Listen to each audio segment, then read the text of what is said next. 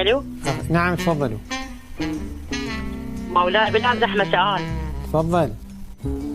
مو انا اذا انام يم زوجي ما يعني يقول لا ما تنامين يمي لان انت شوي عندك الشخرين.